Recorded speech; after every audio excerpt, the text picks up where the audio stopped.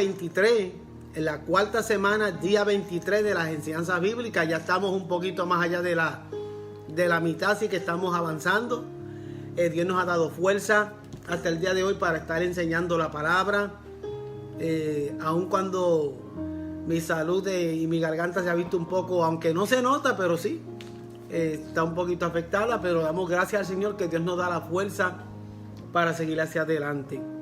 Y en el día 23, hoy vamos a hablar bajo el tema Iglesias renovándose en su pasión evangelística.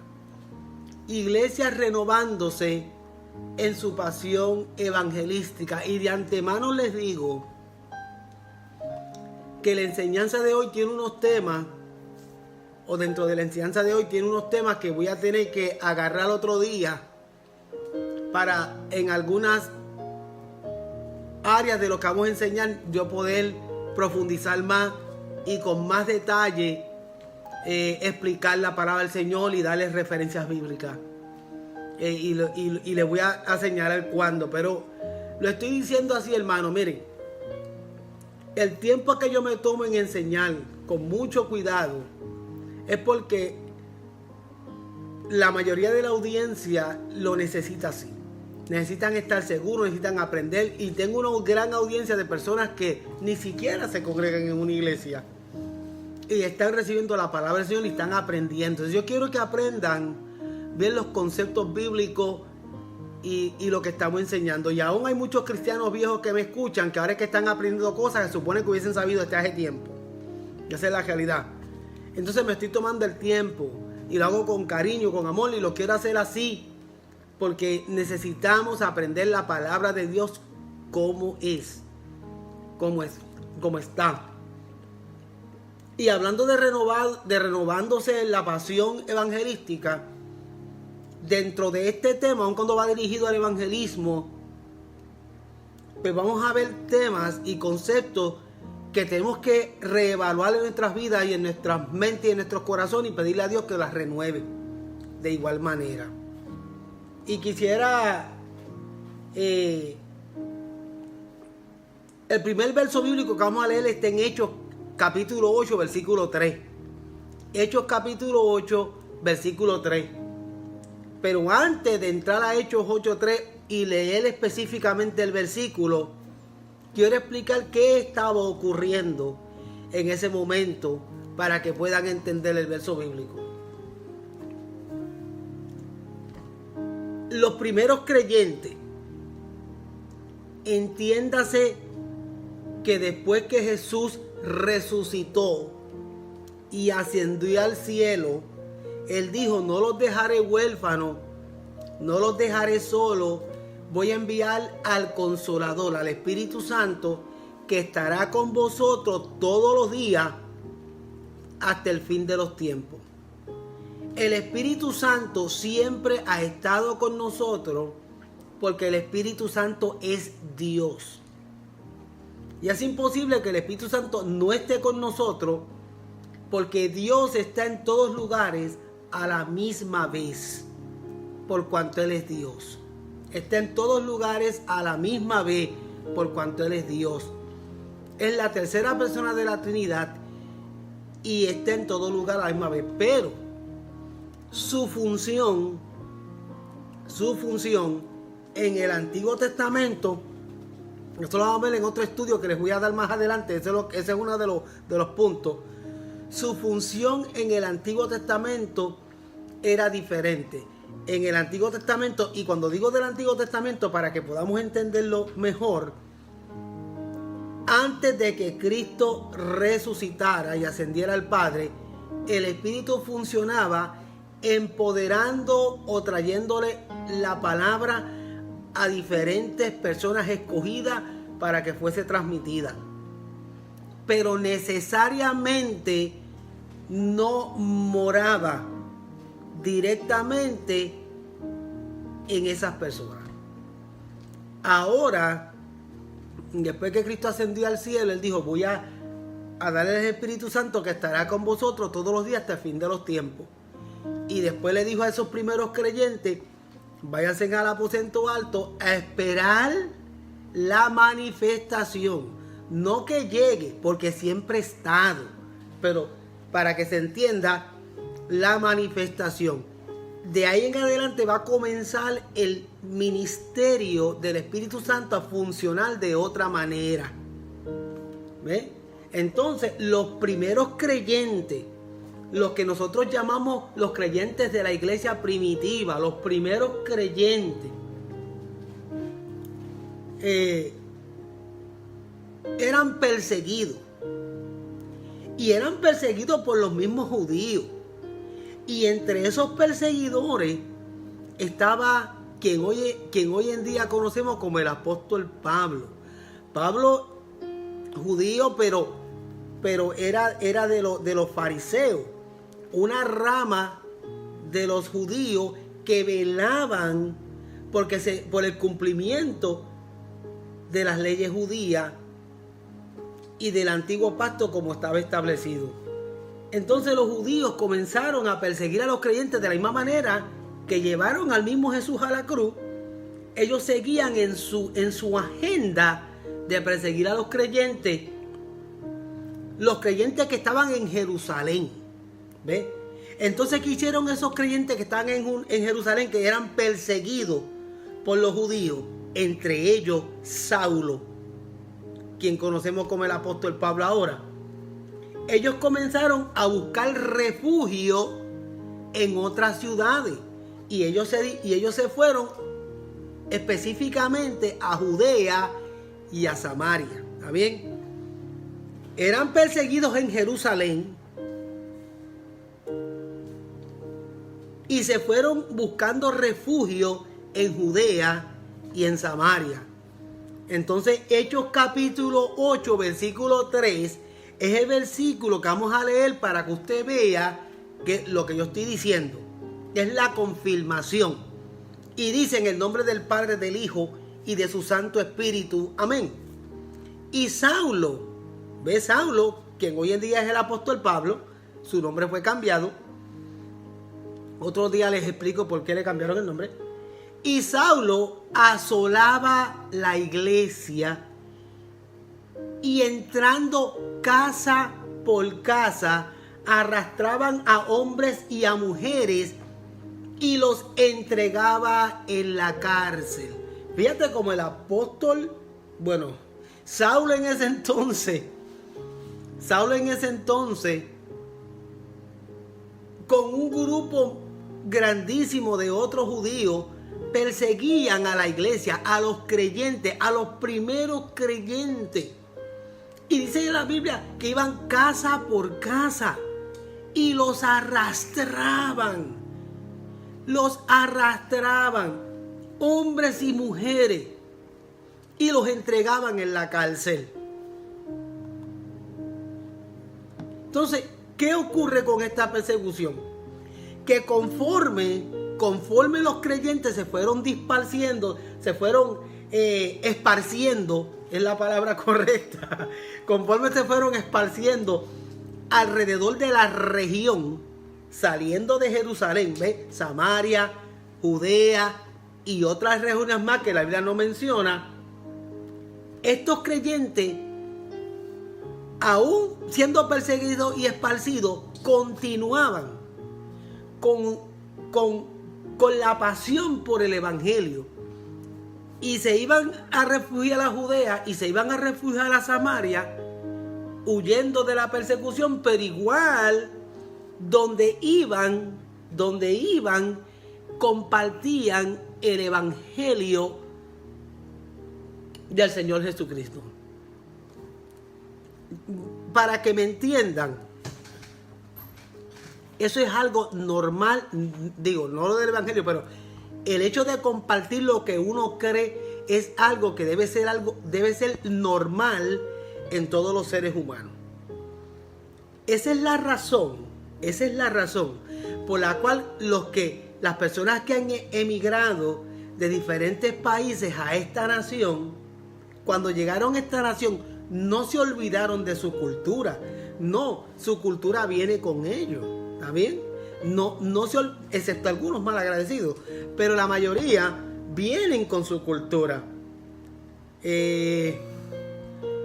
Usted me podrá decir, yo llevo tantos años en Estados Unidos, llevo en Estados Unidos 20, 30 años, o vengo de El Salvador o de Guatemala o de donde usted venga, y usted podrá estar aquí mucho más de 5 años. Y en todo ese tiempo viviendo en Estados Unidos, usted no se ha destetado ni ha soltado su cultura. Usted igual sigue comiendo lo que comía en su país. Usted igual sigue practicando lo que en su país usted practicaba y lo comparte aquí con otras personas. Y es bonito cuando nos reunimos de diferentes culturas hispanas y hablamos de lo que nosotros, de nuestras comidas, de los parecidos, de nuestro vocabulario, porque nosotros cargamos con eso. Yo vengo de la isla de Puerto Rico, ¿ves? Entonces, aun cuando llevo ya un poquito más de 15 años ya en Estados Unidos viviendo, yo siempre he andado con mi cultura. No tanto como otras personas, pues porque yo no conozco de cocina para poder decir a la gente, mira, esto es lo que se come en Puerto Rico, porque yo no sé ni freír un huevo. Pero bueno, no sé defenderme. Pero la cultura la tenemos. Los hermanos de mi iglesia, muchos de ellos llevan muchos años aquí en Estados Unidos, y ellos siguen viviendo aquí en Estados Unidos, pero practican su cultura, comen lo que hay en su país o lo que se hacía en su país, de la manera que hablan, todas las costumbres de su país las mantienen y las comparten con otros. Entonces cuando nos reunimos todos en grupo, pues son dinámicas bonitas. Mira, allá nosotros decimos esto, allá decimos lo otro, allá comemos esto, allá comemos lo otro. Nosotros no comemos el plátano de esta manera, en Puerto Rico se come de esta manera, en el México se come de esta manera, y compartido, porque uno carga con eso. Lo que quiero decir con lo que estoy explicando es que cuando nosotros nos movemos de un lugar a otro, ya sea por persecución o ya sea por buscando mejor calidad de vida o por las razones que sean, nosotros nos movemos, nos mudamos, pero cargamos, traemos en nosotros nuestras raíces, nuestras culturas, y nosotros las llevamos, las practicamos y hasta las compartimos. Pues algo similar a eso era lo que pasaba con los cristianos en Jerusalén. Los cristianos que estaban en Jerusalén, los primeros cristianos, Cristo resucita, asciende al cielo, envía al Espíritu Santo, y los cristianos, fundadores, por usar una palabra, de la iglesia, de la era de la iglesia, estaban en Jerusalén, porque allí fue que comenzó todo. Entonces eran perseguidos por los judíos. Y ellos empezaron a correr para Judea, para Samaria, huyendo de la persecución, porque los entregaban hasta las cárceles. Ellos no negaban su fe, no la negaban. Si los agarraban, iban presos o se buscaban problemas, porque ellos no iban a negar su fe. Ellos igual podían decir, no somos uno de ellos, y lo dejaban quieto. Eso es así. Pero ellos no negaban su fe, y por no negar su fe era que los metían presos o se buscaban un problema. Pero ellos, cuando fueron esparcidos, llevaron con ellos la pasión por el evangelio. Ellos no podían destetarse del evangelio si habían nacido de nuevo, era imposible. Entonces, conforme ellos se iban esparciendo alrededor en toda la región, esos creyentes seguían compartiendo el evangelio en todas partes. Y nosotros creemos firmemente que esa persecución vino de parte del Señor. ¿Por qué? Porque cuando uno tiene algo impregnado en su alma y en su cuerpo y en sus venas, no importa donde tú vayas, tú igual lo vas a compartir. No importa, tú lo vas a compartir. Y si tú no lo compartes, igual te va a salir el tiro. Igual te va a salir el tiro, porque te va a salir el acento, te va a salir el acento. Mucha gente sabe que yo soy boricua porque por mi acento. Mucha gente sabe que fulano es mexicano pues por su acento. Si usted no quiere decir de dónde es, no lo diga, pero abra sus labios y comience a hablar, que nosotros te vamos a decir de dónde viene. Aunque tú no quieras decir de dónde tú eres, lo vamos a saber por tu forma de hablar, tu forma de conducirte, lo que tú comes. O sea, se puede saber.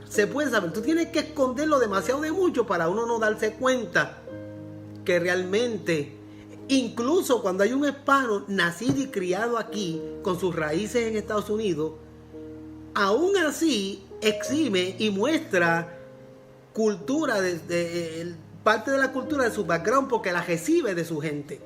Entonces, cuando los creyentes fueron esparcidos, ellos seguían compartiendo el evangelio. ¿Por qué lo compartían? Porque lo tenían impregnado en su alma y en sus venas. Era parte de ellos. Ellos no podían callarse la boca, lo tenían que hacer.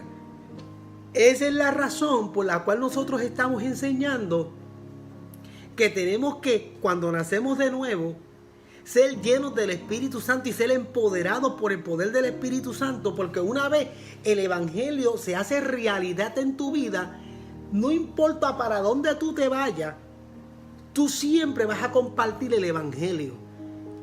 Tan es así que cuando mucha gente que llegan aquí rápido dicen, ¿dónde abre una iglesia? Es lo primero que uno busca, una iglesia. Y por lo general buscamos una iglesia donde nosotros nos criamos. O sea, si yo era aliancista, cuando llego a Houston, pues busco una iglesia que sea aliancista, porque ahí en esa iglesia yo crecí. Si yo era bautista, pues voy y busco una iglesia bautista. Porque nosotros lo que buscamos es una iglesia que se identifique donde nosotros crecimos.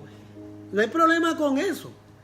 Pero si no hay ninguna de las que donde nosotros crecimos, pues nosotros buscamos una iglesia que tenga los mismos principios bíblicos y teológicos, y allí servimos al Señor, aunque tenga otro nombre. El punto es que nosotros compartimos el evangelio donde quiera que vamos, porque es parte de nosotros. Cuando yo vivo una experiencia con Cristo, yo tengo que compartirlo. Y estos cristianos cogieron para aquí y para allá, pero seguían compartiendo el evangelio. No podían decir que no. Ellos se volvieron se volvieron más apasionados por el evangelio, más allá de esconderlo. No, al contrario, pues mira, ya que tengo que vivir en Judea, ya que tengo que vivir en Samaria, ya tengo que vivir en este lugar, aquí donde estoy voy a seguir compartiendo el evangelio. ¿Quién se atreve a hacer eso? Una persona apasionada, una persona que lo entendió, una persona transformada, una persona llena del poder del Espíritu Santo. Un creyente carnal que lo que tiene es cultura cristiana nada más. Si se lo llevan por donde se lo lleven, él no va a compartir el evangelio. Al contrario, puede que diga, esta es mi oportunidad para hacer lo que me dé la gana, porque aquí nadie me conoce. Uy, pero esa es la verdad. El apasionado, el que fue transformado, es apasionado por el evangelio, y donde quiera que vaya lo va a compartir.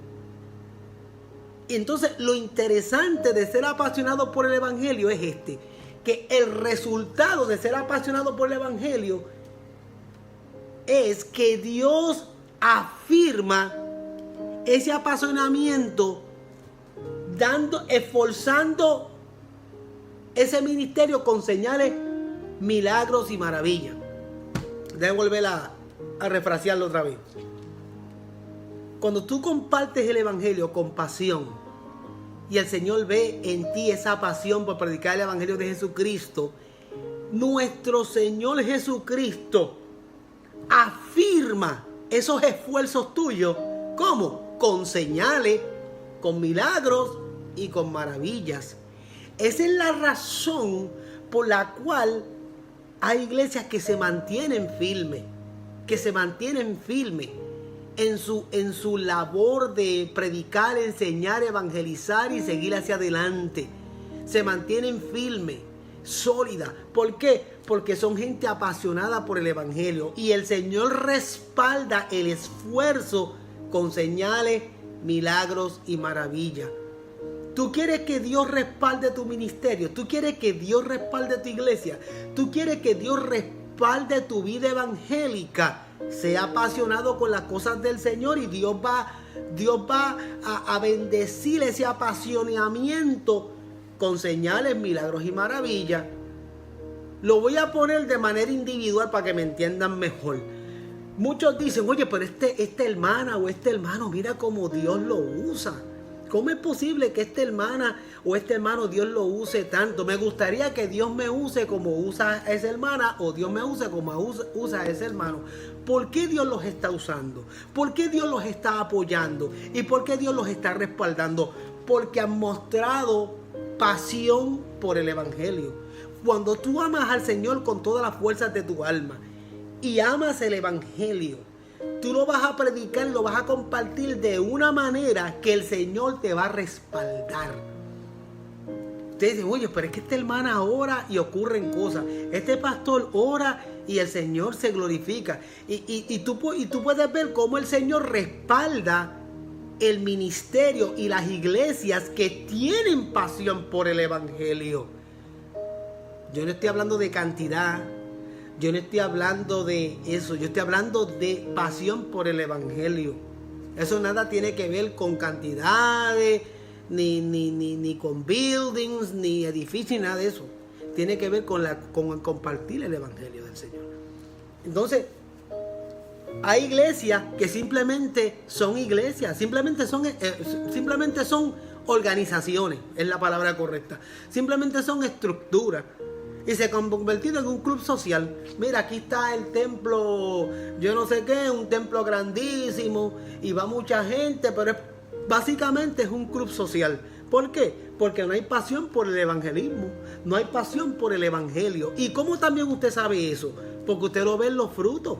Usted no ve transformación, usted no ve cambio en la gente, usted no ve alegría ni el deseo.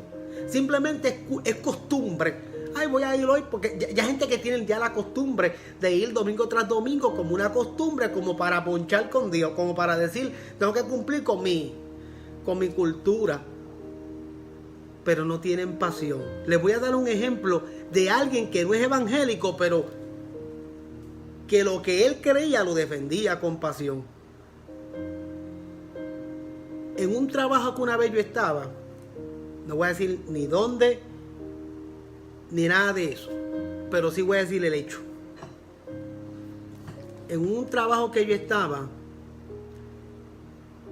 un señor se puso a burlarse de otro, porque en esa semana creo que era un 5 de diciembre, si mal no recuerdo, y este otro señor es mexicano de cultura, y este señor pues tiene una cultura mexicana bien arraigada y eso incluye su amor y su cariño y su devoción a la guadalupana.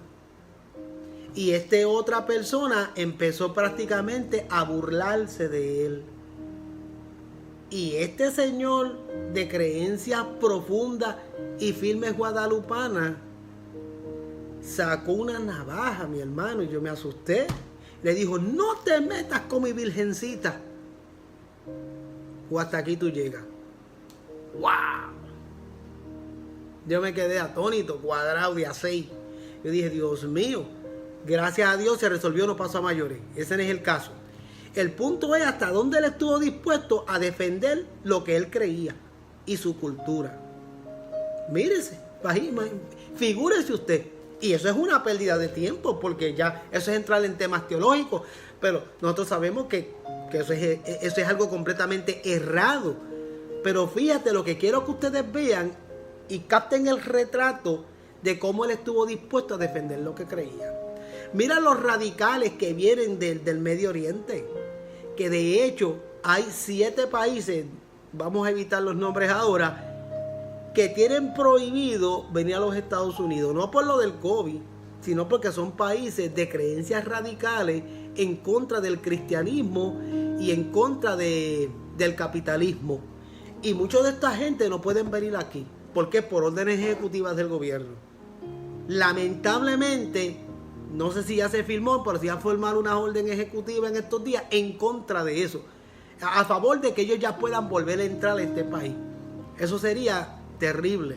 ¿Por qué? Porque muchos de estos radicales, cuando llegan aquí, por defender sus creencias radicales, al Dios Alá y todas sus creencias, ellos hacen lo que sea. Ustedes no los han visto que hasta a los niños les ponen artefactos explosivos y ellos entran a diferentes lugares y ellos mismos se martirizan, se entregan a sus creencias por lo que ellos creen y les han sembrado. Esa es la razón por el cual el socialismo y el comunismo se mantiene vivo. ¿Sabe por qué el socialismo y el comunismo se mantiene vivo? Aun cuando son las peores plataformas políticas que existen en el mundo. Se mantienen vivos porque van adoctrinando a esos niños desde que son bien pequeños. Desde que son bien pequeños les van inculcando esas ideas y ellos crecen con esas ideas y sembradas en su mente y en su corazón. Luego, cuando llegan a la edad de adulto, están dispuestos por lo que ellos creen hasta morir. ¿Por qué yo estoy contando esto? Yo estoy contando esto para que usted vea hasta dónde llega la importancia de entender, vivir, practicar el evangelio. La persona que es apasionada por el evangelio es aquella que nació de nuevo, que entendió realmente el mensaje de la cruz y lo está viviendo. Y lo está viviendo al punto de donde quiera que él vaya a vivir, él lo va a compartir con otro y se lo va a enseñar a sus hijos y a todo el que ve le va a decir: yo le sirvo al Señor porque el Señor hizo esto. Entonces, de manera que usted lo comparta. ¿Usted escuchó el sermón de ayer? Debería de escuchar el sermón de ayer. El sermón que Dios me dio ayer, usted debería de escuchar ese sermón para que entienda mucho más lo que estoy diciendo. Nosotros vivimos asombrados de lo que Cristo hizo.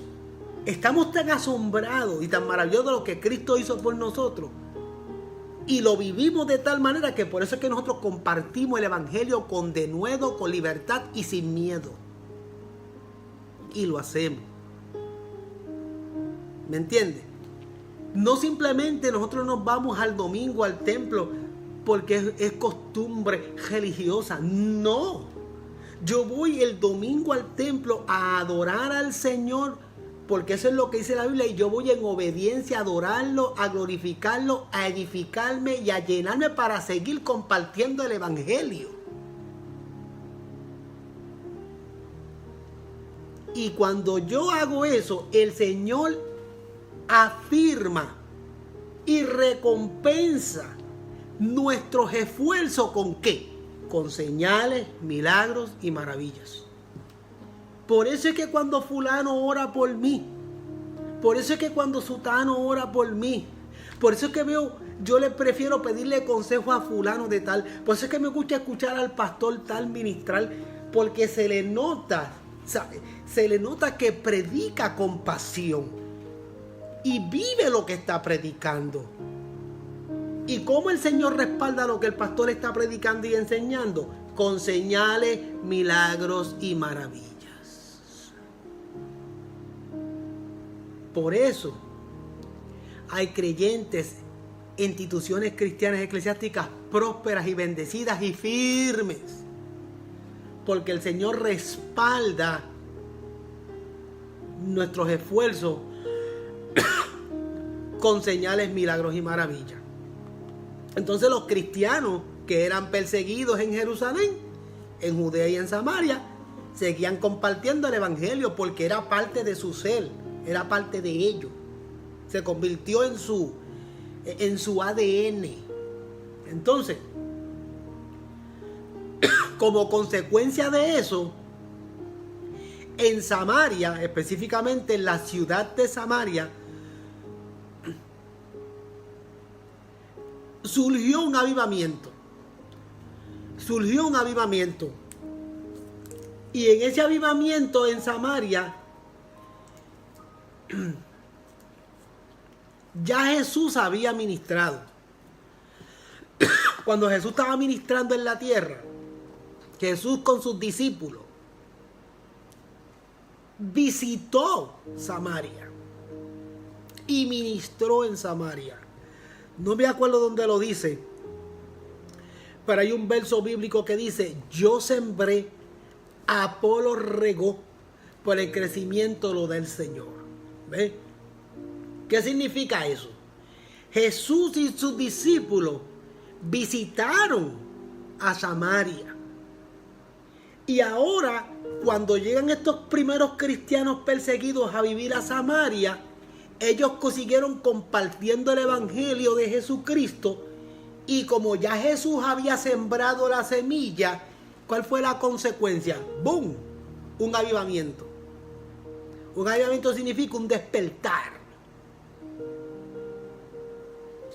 Un despertar grande del evangelio. Surgió un avivamiento en Samaria como consecuencia de la pasión que tenían esos primeros cristianos. Pero ya Jesús había puesto la semilla. Yo sembré, Apolo regó, pero el crecimiento lo del Señor. Yo estoy haciendo un trabajo aquí en Houston. Un trabajo fuerte aquí en Houston. Pero quién sabe, bueno, quién sabe no, así es que va a ser. Yo no sé quién va a ser la persona, no sé si sea yo, no sé quién va a ser la persona que va a ver los grandes frutos del trabajo que se está haciendo ahora. Estamos predicando el evangelio de manera presencial, de manera virtual, con testimonio, con consejería. Estamos haciendo un trabajo y muchas cosas que a mí no me gusta decir, porque yo hago bastante trabajo social, pero no me gusta decirlo. Y usted nunca va a ver en mi perfil fotos de las cosas que hacemos. No me gusta. La gloria es del Señor, pero Dios sabe lo que estamos haciendo. Y aún no me gusta decir lo que estoy diciendo, pero pues para aquellos que creen que uno anda dormido en las pajas, pues no. Estamos haciendo un trabajo. Y cuando llegue el tiempo de yo salir, alguien va a continuar el trabajo. Pero esa persona que va a continuar el trabajo con los hermanos de la iglesia, con quienes estén, va a disfrutar los frutos de la semilla que se sembró. Yo no planté la iglesia de Houston, la alianza de Houston, la plantó otro pastor. Y yo estoy ministrando en una iglesia organizada, pero yo no la planté, la plantó otro. Alguien, otra persona Dios usó para romper piedra, para establecer la iglesia y organizarla. Yo sembré, Apolo regó, el crecimiento lo del Señor. Entonces Jesús, el mismo Jesús, con sus discípulos, visitó Samaria. ¿Se acuerdan la historia de la mujer samaritana en el pozo? Jesús visitó Samaria. Ahora los primeros cristianos llegan a Samaria como consecuencia de la persecución. Y siguieron compartiendo el evangelio, y mucha gente que ya lo habían escuchado, le fue haciendo más sentido lo que habían escuchado. Y eso provocó un avivamiento grande. Tan grande fue el avivamiento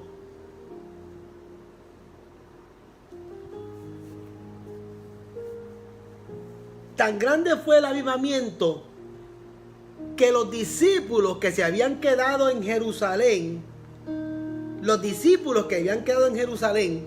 enviaron a Pedro y a Juan para confirmar las noticias que habían recibido de la mucha gente que se estaban convirtiendo. Tanto fue el avivamiento que para allá corrió Juan y cogió Pedro. Mira, vamos a ver. Y de eso era que estamos hablando de aquellos tiempos que no había las transportaciones que lo que tenemos en transportación en redes sociales. No había nada de eso. Imagínate si el avivamiento era grande, que desde Samaria a Jerusalén rápido llegaron las noticias. Y los discípulos que estaban en Jerusalén todavía enviaron a Juan y a Pedro. Vamos a confirmar si es verdad lo que está ocurriendo allá. Vamos a estar seguros de que no se trata de de un ambiente emocional nada más. Vamos a confirmar que no se trata simplemente de algo pasajero. Y hasta Pedro y Juan salieron para allá a ver si era verdad. ¿Qué está pasando en Samaria? Porque muchos se estaban convirtiendo en Samaria. ¿Y para qué Juan y Pedro fueron para allá? Pues Juan y Pedro fueron para allá para confirmar la noticia de los convertidos y orar por esos nuevos creyentes samaritanos para que recibieran el Espíritu Santo. De ese tema tengo que enseñar otro día con mucha calma y ya lo tengo en mi agenda. De hecho, estaba escribiendo hoy el estudio, porque ese es un tema bien importante y bien interesante que usted debe de escuchar.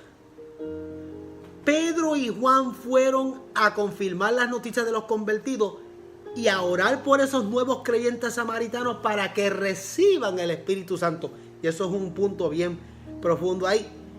Acompáñenme a Hechos 8, del 14 al 17, para confirmar lo que estoy diciendo. Mira, en Hechos 8, en el versículo 14, dice: cuando los apóstoles que estaban en Jerusalén oyeron que Samaria había recibido la palabra de Dios, enviaron allá a Pedro y a Juan. Versículo 15. Los cuales, habiendo venido, oraron por ellos para que recibieran el Espíritu Santo. Dice el 16. Porque aún no había descendido sobre ninguno de ellos, sino que solamente habían sido bautizados en el nombre de Jesús. Voy a explicar esos dos versos rapidito. Óiganme bien, aquellos que están conectados, escuchen bien. Cuando llegaron a confirmar a los nuevos creyentes y orar por ellos, oraron por ellos para que recibieran el Espíritu Santo. Y si usted ve el versículo 16, dice: porque aún no había descendido el Espíritu sobre ninguno de ellos. ¿Qué significa esto, pastor? Pues mira, les voy a explicar. El concepto el concepto bautismo en el Espíritu Santo significa que el Espíritu Santo nos incorpora o nos añade al cuerpo de Cristo. ¿Está bien? Eso es bautismo del Espíritu Santo. Mucha gente malinterpreta en el concepto, aun cuando lo entienden. Lo que pasa es que es cuestión de semántica. Lo que la gente le llaman, lo que es la llenura del Espíritu Santo, es lo que la gente le llaman bautismo. Pero no. Bautismo es una cosa, llenura es otra cosa. Cuando Pedro y Juan fueron a orar por los creyentes que estaban en Samaria, fueron a orar para que fueran llenos del Espíritu Santo. Porque ya fueron bautizados. ¿Cómo fueron bautizados? Porque el Espíritu Santo es quien los incorpora al cuerpo de Cristo. Cuando usted se convirtió a Cristo, cuando usted vino a los pies de Cristo, fue el Espíritu Santo el que lo bautizó usted en la sangre de Cristo y te añadió al cuerpo de Cristo. Por eso es que Juan está diciendo la Biblia, sino que solamente habían sido bautizados en el nombre de Jesús. Pues entiéndase, solamente habían sido bautizados en el nombre de Jesús. Entiéndase que ellos fueron añadidos al cuerpo de Cristo. Cuando tú vienes a Cristo, cuando tú confiesas que Jesús es tu Salvador, tú eres bautizado en el nombre de Jesús. ¿Qué significa eso? Eres añadido al cuerpo de Cristo. Tú vienes a ser parte de la iglesia del Señor. Y eso es lo que se llama bautismo. Hay una doctrina por ahí que por ese único verso bíblico han hecho una denominación que solamente bautiza en agua en el nombre de Jesús nada más. Porque no han entendido, no han comprendido, no se les ha aprendido el bombillo acá arriba, y no han entendido que el bautismo en el nombre de Jesús significa el Espíritu Santo me añadió al cuerpo de Cristo. Eso es todo lo que significa. ¿Quién añadió al pastor Germán al cuerpo de Cristo? El Espíritu Santo. ¿Cómo? Cuando me bautizó en la sangre de Cristo. Luego viene una segunda etapa, una segunda fase, que es lo que llamamos la llenura, la plenitud, el revestimiento de poder, el empoderamiento. La llenura del Espíritu Santo. Entonces vino Pedro y Juan, cuando oraban por esos primeros cristianos, oraban para que recibieran la llenura del Espíritu Santo. ¿Por qué? Porque aún no había descendido sobre ninguno de ellos, sino que solamente habían sido bautizados en el nombre de Jesús. ¿Me entendieron? ¿Me entendieron? Les prometí enseñarles eso en otro estudio con detalle. Le estoy dando solamente un poquito. Son 3 etapas, 3 pasos.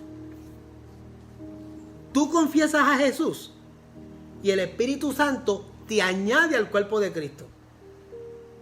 Es el Espíritu Santo el que dice, bienvenido al cuerpo de Cristo. Y cuando te da la bienvenida al cuerpo de Cristo, viene una segunda etapa que se llama, que otra cosa hermosa que hace el Espíritu Santo, y es que te sella. Te sella significa que te hace propiedad. Ya eres parte del cuerpo de Cristo, y para confirmar de que eres parte del cuerpo de Cristo, te voy a sellar, te voy a marcar, voy a decirle al mundo, este es de los míos. Pero después viene otra fase que se llama la plenitud. ¿Me pudieron entender o quieren un ejemplo más clásico? Pues mira, les voy a dar un ejemplo más clásico. Este es bien importante porque me van a entender con este ejemplo. Y después sigo hacia adelante porque me voy a atrasar. Este ejemplo es bien importante. Cuando a alguien lo hacen, cuando a una persona la hacen residente de los Estados Unidos, esa residencia significa que tú has sido incorporada, aceptada, recibida y adoptada en la nación, pero tú no gozas de todos los privilegios. Gozas del privilegio de vivir en la nación sin tener que esconderte y sin tener que sentirse perseguido. Y para confirmar de que tú estás añadido a esta nación, ¿cómo lo confirman? Lo confirman dándote una tarjeta verde que dice, tú puedes trabajar en esta nación con libertad. Y esa tarjeta verde te permite tener una licencia de conducir y un seguro social. ¿Pero tú gozas de todos los derechos de la nación? No. Puedes trabajar en la nación, tienes permiso para trabajar en la nación, y lo que confirma que tú tienes ese permiso es tu tarjeta. Tu tarjeta verde, tu licencia de conducir, tu seguro social. Esos documentos están confirmando que es verdad. Yo puedo trabajar en esta nación libre, sin esconderme, y no me van a llevar para ningún lado. Ahora falta una etapa, falta la última. ¿Cuál es? ¿Cuál es? La ciudadanía. La ciudadanía es la que te permite a ti gozar de todos los derechos habidos y por haber de esta nación, incluso de poder ir a votar. De poder ir a votar. Y cuando te hacen ciudadano, ya tú puedes ir y participar de las elecciones y puedes participar de muchas cosas más. Y 100% eres parte de la nación. Un residente, lo que le están diciendo es, estás bienvenido a esta nación y aquí puedes vivir y trabajar tranquilamente. Pero cualquier metida de pata que tú des, te quitamos los derechos. O sea, tú estás aquí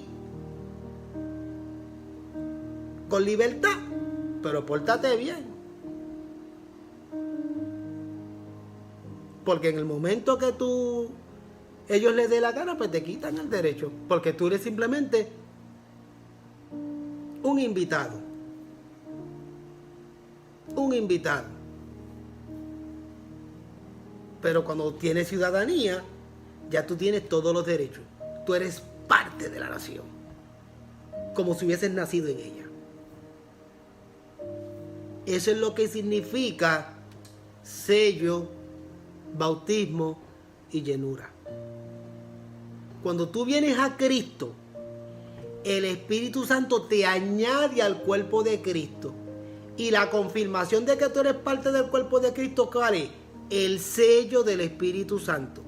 Somos sellados con el Espíritu Santo. Pero la plenitud, la llenura, el empoderamiento del Espíritu Santo, eso es otra cosa. Esa es otra experiencia que significa que no es que yo tenga el Espíritu Santo, es al revés. Es que el Espíritu Santo me tiene a mí. Me llena completamente. Y en alma, cuerpo, espíritu, mente, ¿sabe? Yo le pertenezco 100% al Señor en totalidad, rendido a Él.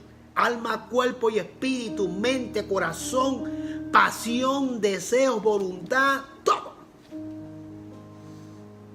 Y en mí se manifiestan los dones del Espíritu y en mí se manifiesta todas las herramientas habidas y por haber concerniente a la obra del Espíritu Santo se manifiestan en mí porque tengo la plenitud, la llenura, el empoderamiento. Yo espero que con este ejemplo me hayan entendido. Así funciona el Espíritu Santo. Entonces los cristianos que estaban en Samaria tenían al Espíritu Santo porque el Espíritu Santo los añadió al cuerpo de Cristo. Pero le faltaba la plenitud. Y la plenitud es lo que crea la pasión. La plenitud es lo que crea esa entrega total. Ya usted ve la diferencia. Hay cristianos entregados totalmente al Señor. Hay otros que están... Porque cuando uno está lleno del poder del Espíritu Santo, ahí usted ve la diferencia. El que está lleno del poder del Espíritu Santo, usted nota en ellos la pasión y el amor por el Señor. Tú vas a ver los frutos, usted va a ver el entrega, usted va a ver la disposición, usted va a ver, ¿sabe? Nada, no hay nada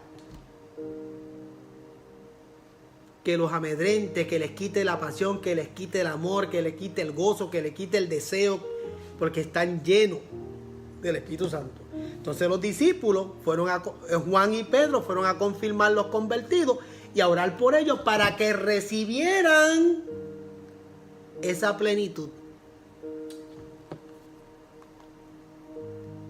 Entonces usted va al versículo 17, ahora que me entiende, dice: entonces les imponían las manos y recibían el Espíritu Santo. ¿A quién Pedro y Juan les imponían las manos? A los que ya habían sido incorporados al cuerpo de Cristo, pero necesitaban ser revestidos del poder del Señor. Les ponían las manos y recibían al Espíritu Santo. ¿Lo entiende ahora? Porque cuando usted viene a Cristo, el Espíritu Santo mora en ti. Mora en ti. Pero hay otra etapa. Y usted lo ve en el versículo 17. Entonces, después de yo haber explicado todo lo que yo expliqué,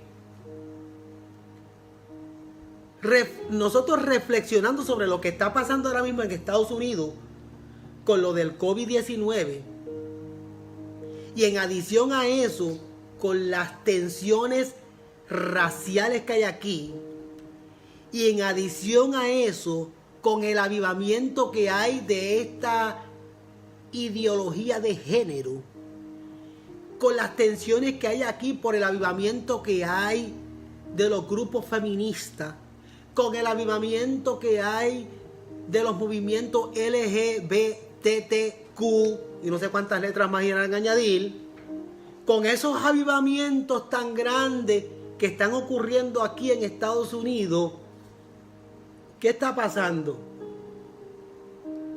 Eso va a provocar persecución y oposición en los creyentes.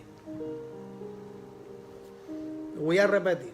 Reflexionando sobre la situación actual en los Estados Unidos, con tanta desesperanza. ¿Usted cree que hay desesperanza en Estados Unidos? Pues claro. Con tanta desesperanza por causa del COVID-19. Y con este avivamiento racial o de tensiones raciales o de racismo. La pregunta es, ¿hace falta persecución o gran oposición de todas esas masas y de todos esos grupos que están sufriendo para que nosotros nos veamos dispersados y a la misma vez impulsados a través de toda la nación y del hemisferio del globo terráqueo para proclamar el evangelio con todas las personas que nos encontremos? A veces y muchas veces, está probado en la Biblia, Dios permite las persecuciones para que seamos dispersados y a la misma vez para que nos impulsemos a compartir el evangelio.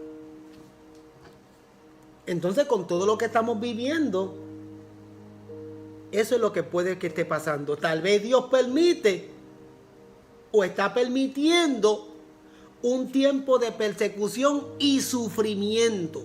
Acompáñenme a Hechos 8 otra vez, pero del 1 al 3. Mira lo que dice Hechos 8 del 1 al 3. Dice, y Saulo consentía en su muerte. ¿La muerte de quién? De Esteban.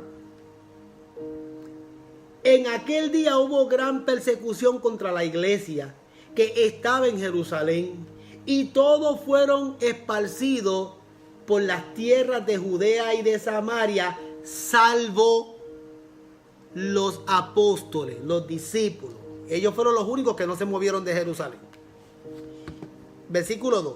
Y hombres piadosos llevaron a enterrar a Esteban. Esteban fue el primer mártir evangélico cristiano que murió apedreado como consecuencia de la persecución. Y Saulo estaba ahí consintiendo en eso. Y hombres piadosos llevaron a enterrar a Esteban e hicieron gran llanto sobre él. Mire. Y hombres piadosos llevaron a enterrar a Esteban. ¿Quiénes eran esos hombres piadosos? Creyentes. Y cuando le enterraron, lloraban en esa tumba. ¿Y sabe lo que hacía Saulo? Versículo 3. Y Saulo seguía asolaba a la iglesia. O sea, seguía persiguiendo a los cristianos. Y seguía entrando, como ya lo habíamos leído, casa por casa, arrestando a hombres y a mujeres, y se los entregaba a la cárcel. ¿Ve? Dios permitió una persecución con sufrimiento. ¿Y cuál fue la consecuencia de esa persecución con sufrimiento? A través de nuestras iglesias, para tener hombres y mujeres llenos del Espíritu Santo que se levanten como Felipe hizo en Samaria para esparcir las buenas noticias. En ese mismo capítulo 8 de Hechos, vaya al versículo 5 al 8. Mira lo que dice.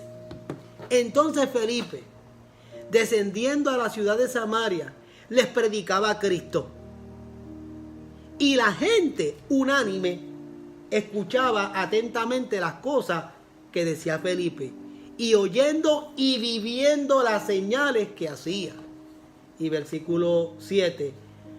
Porque de muchos que tenían espíritus inmundos, salían de estos dando grandes voces, y muchos paralíticos y cojos eran sanados. Fíjate que cuando Felipe comenzó a predicar en Samaria, el Señor respaldó el mensaje de Felipe. ¿Con qué? Con señales, maravillas, prodigios y milagros.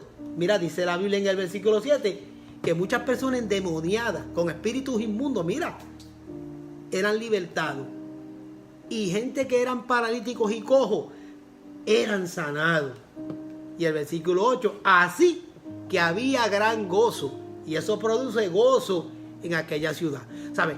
La ciudad de Samaria en ese entonces estaba de pláceme. Mira cómo está ahora. Ay, Dios mío. Estaba experimentando el avivamiento del evangelio con señales, milagros y prodigios. ¿Por qué? Porque yo había dicho hace unos minutos atrás que el Señor respalda el esfuerzo de los apasionados. Dios respalda el esfuerzo de los apasionados. Mira, si en la vida natural, óigame bien, si en la vida común y natural las personas apasionadas, sus esfuerzos son respaldados, ¿por qué? Porque la vida recompensa y respalda la pasión de la gente. Así sean cosas negativas que a nosotros no nos gusten, el hecho de que una persona sea apasionada por algo, esa pasión la lleva a promover lo que piensan y lo que creen, y esa pasión provoca que gente los apoye, porque eso es lo que crea la pasión.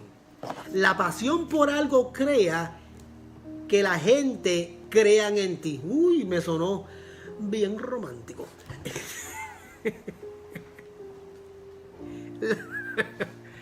La pasión por lo que tú crees provoca que la gente crean en lo que tú promueves. Porque eso es lo que crea la pasión.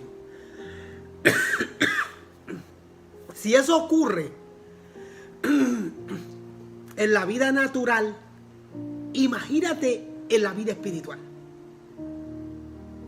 En la vida espiritual, una persona apasionada por el evangelio cuenta con el apoyo y el respaldo del Espíritu Santo.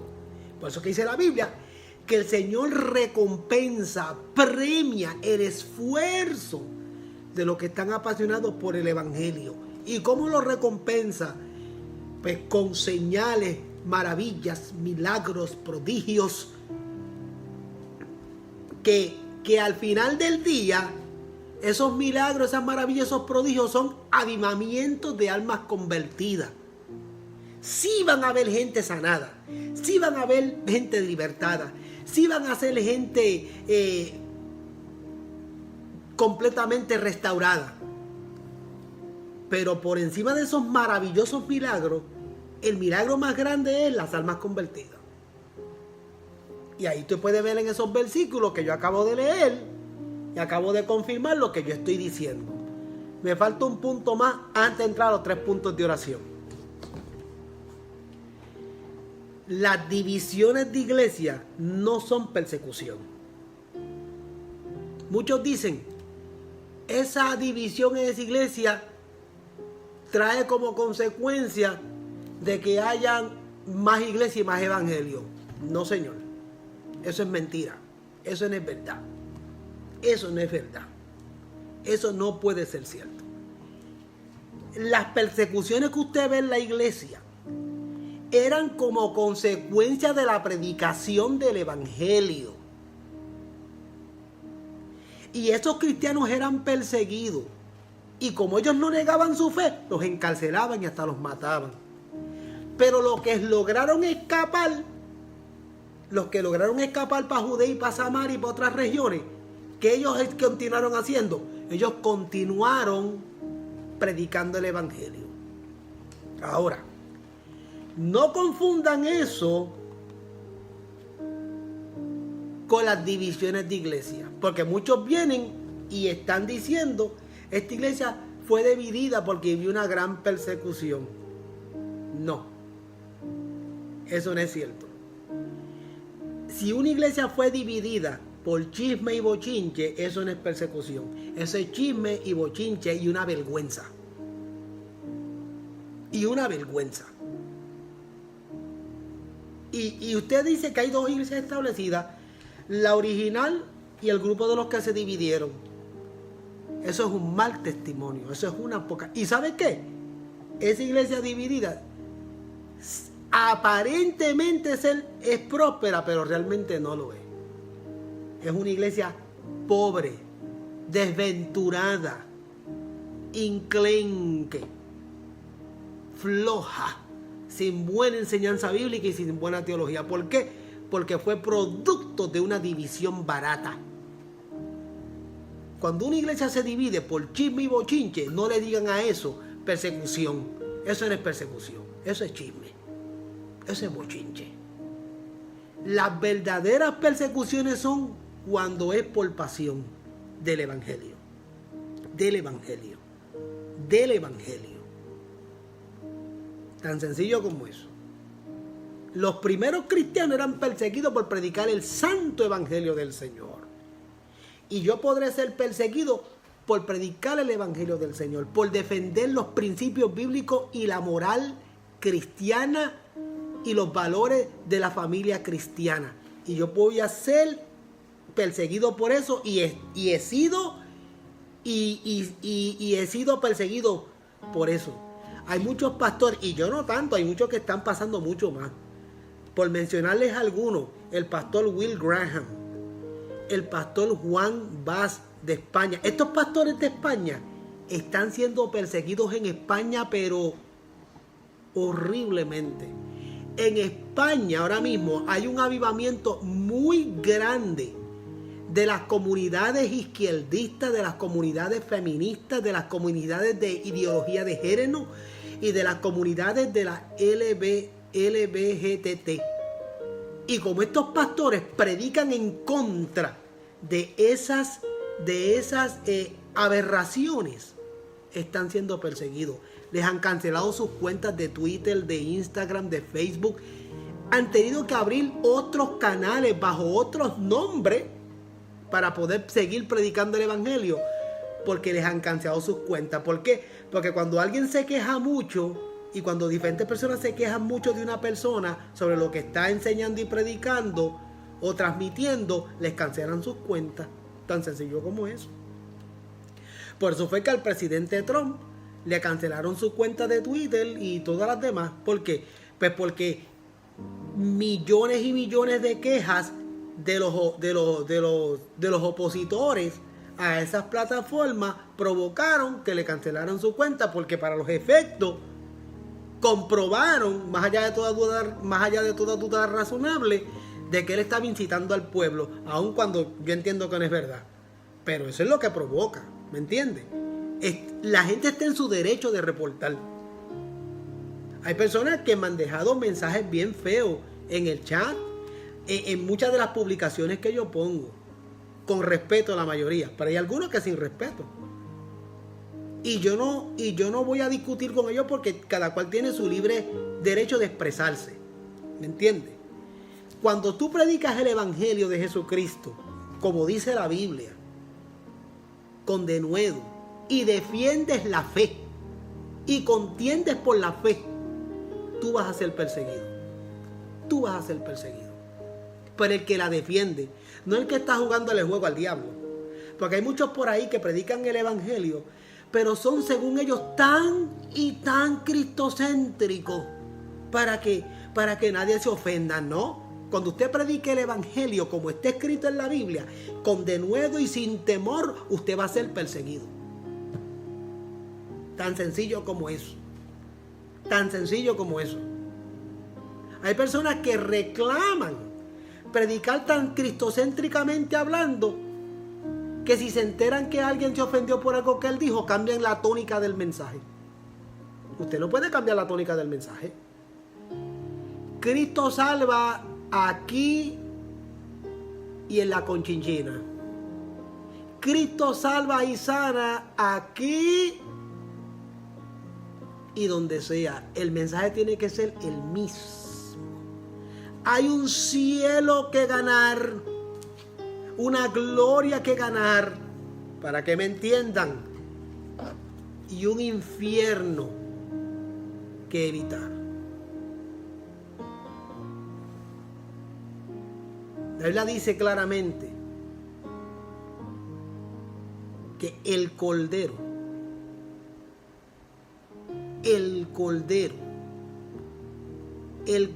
de Dios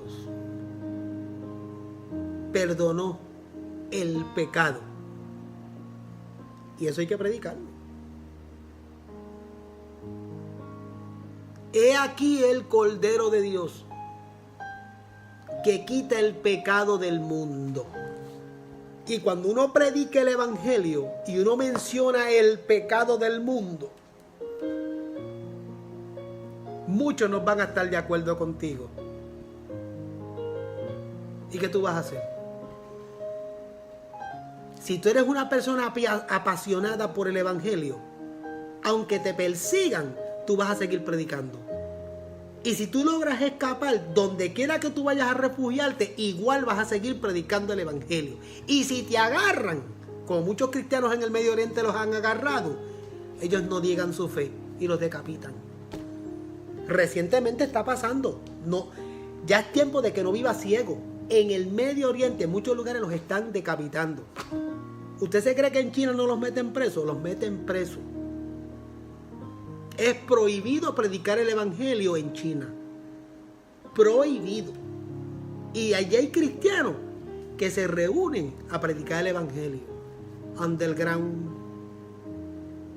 Hay millones de misioneros allí, cientos de miles de misioneros predicando el evangelio a esa nación tan grande. Pero ¿cómo lo están haciendo?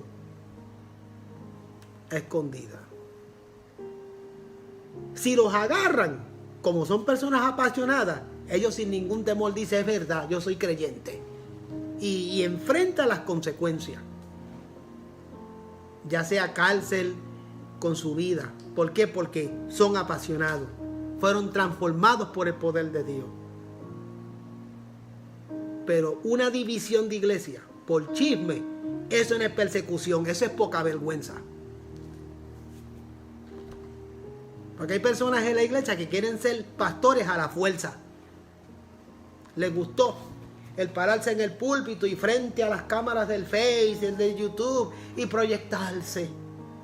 Y no saben que detrás del llamado hay lágrimas, hay persecución.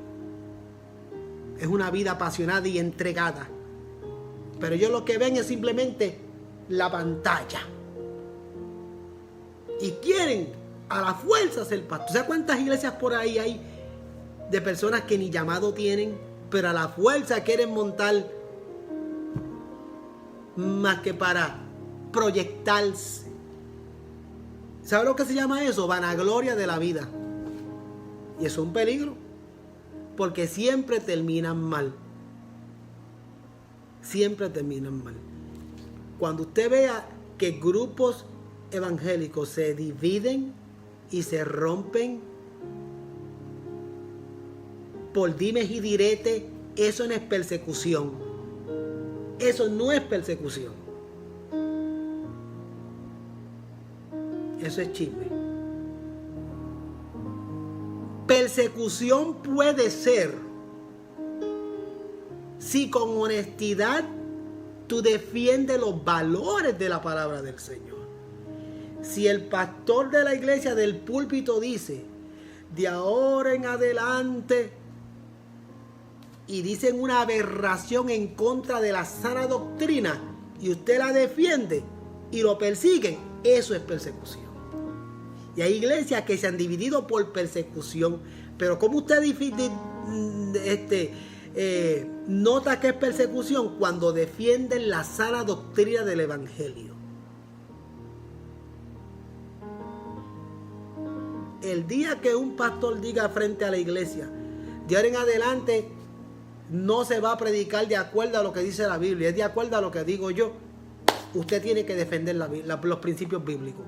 Y si por causa de usted defender la Biblia o los principios bíblicos usted lo persiguen, eso es persecución. Y si eso lo obliga usted a salir de esa comunidad de fe, que ya no es de fe, para buscar otra comunidad de fe donde se honre la palabra de Dios, no hay problema. Eso no es. Y si usted por hacer eso, personas le van a estar preguntando: ¿y qué pasó? Usted aprovecha para predicar el evangelio, no para chismear. Pero hay muchos lugares y muchos grupos cristianos por ahí que juran que son persecución, y no es ninguna persecución, es poca vergüenza. La persecución es consecuencia de la prédica del evangelio, de la defensa de los valores cristianos y de las familias cristianas. Y por usted defender los valores cristianos, usted puede ser perseguido. Y no hay problema. Si usted es perseguido por eso, usted apasionadamente sigue defendiendo los valores de la familia y del evangelio y predicando el evangelio, porque el Señor te va a respaldar. Te va a respaldar. Y te va a apoyar. Y te va a levantar. Y va a abrir las puertas.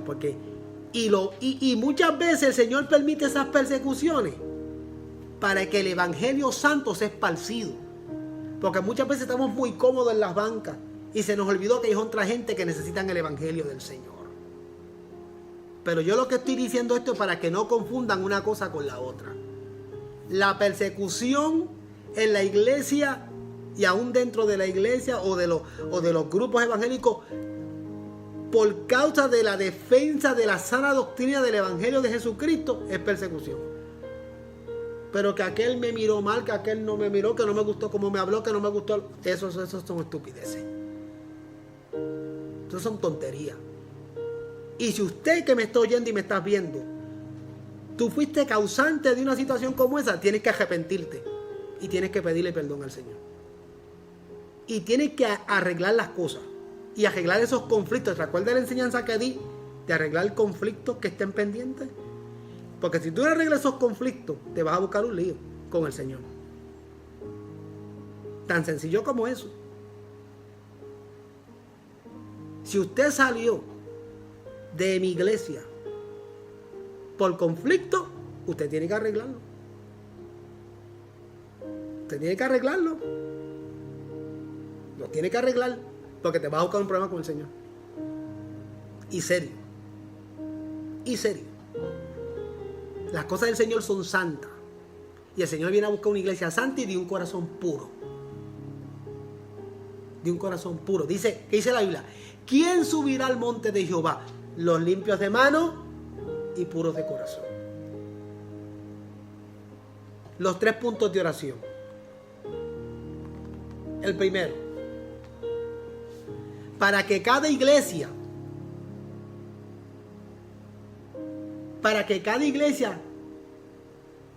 se reúna para una temporada de oración. Su primer punto de oración. Usted va a orar para que cada iglesia se pueda reunir para una temporada de oración. Y en esa temporada de oración le van a pedir a Dios que envíe una unción fresca de su Espíritu Santo. De su Espíritu Santo sobre la congregación. Disculpen, hermano, que este cieguito. Ven, vamos a orar para que el Señor envíe una unción fresca de su Espíritu Santo sobre todas las iglesias y las denominaciones de sana doctrina. Número 2. Vamos a orar para que este esfuerzo que estamos haciendo de oración, como los 40 días de oración,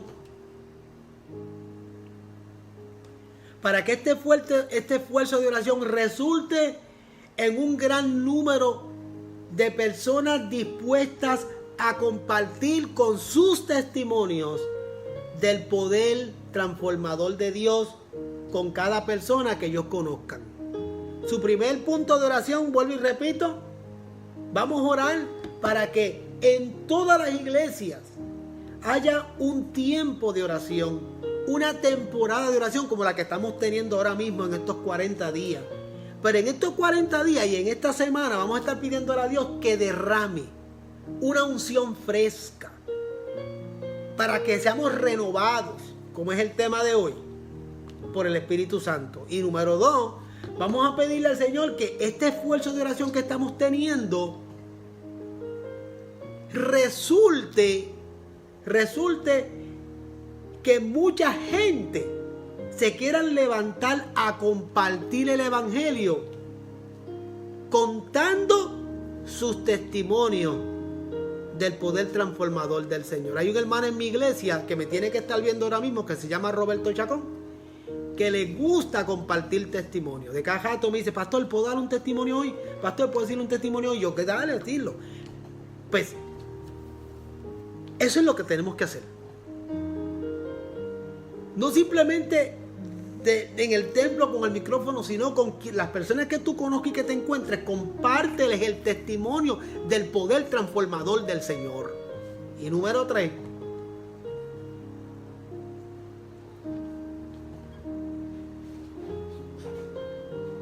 Tenemos que todos unirnos